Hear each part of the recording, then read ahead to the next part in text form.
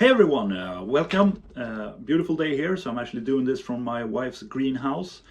I'm doing this to give you an update on the positions we have on in the Widmark Research Model portfolio, which you can read all about on widmarkresearch.com. The portfolio has actually gotten off to a very good start since the inception on 24th of April, now up 10.8% since at yesterday close, compared to the S&P up 3.9%, so that's a 6.9 percentage point outperformance.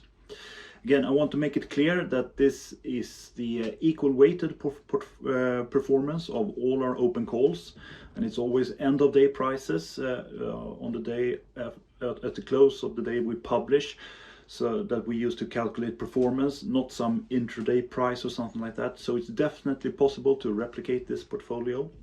Anyway, just want to mention, as you all know, the reacceleration in inflation expectations and rates have pushed down the markets. I think the move in Dow Jones has been especially remarkable compared to the S&P and Nasdaq when you look at it on a year-to-date basis. And I can say expected, since actually half of 4 out of the 8 positions we have on open positions in the portfolio are shorts for that very reason actually. So let's just go through the positions. We got Airbnb doing well so far, down 10%, but I feel like the sentiment towards travel is shifting.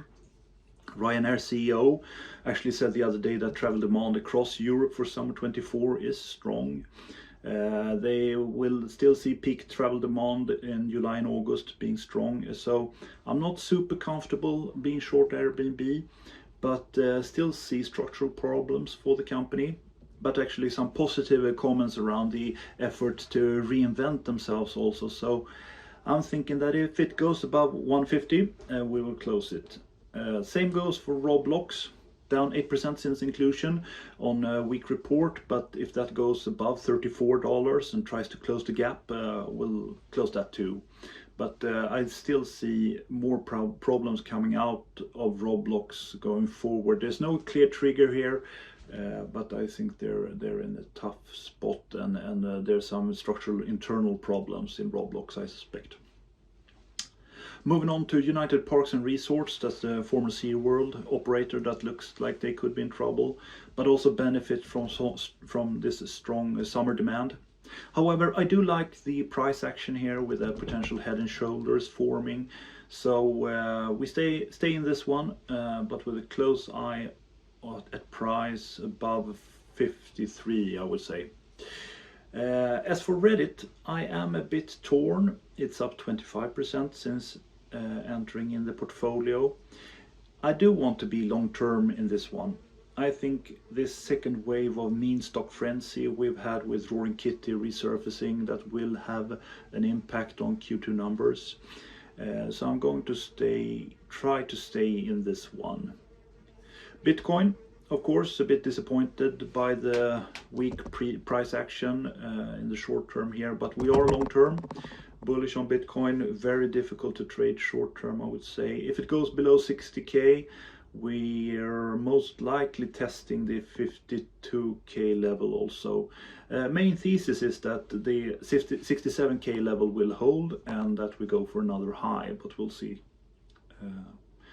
Okay, DigitalOcean short here. Stock did well on earnings, so we need to keep a close eye on this one.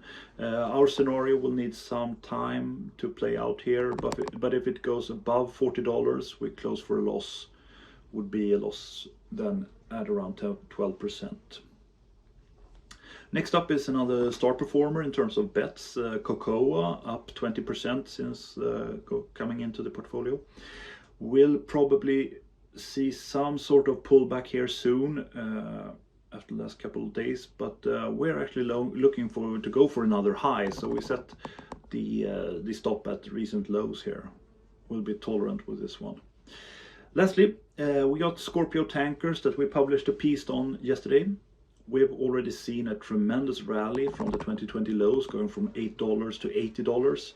So looks kind of nuts to go long here, but they've done a fantastic job deleveraging the company. So cash break even is now down to $12,500 compared to rates at $40,000 per day. So they're on track to generate over 1 billion in cash flow this year, meaning that it's trading at 5 times cash flow.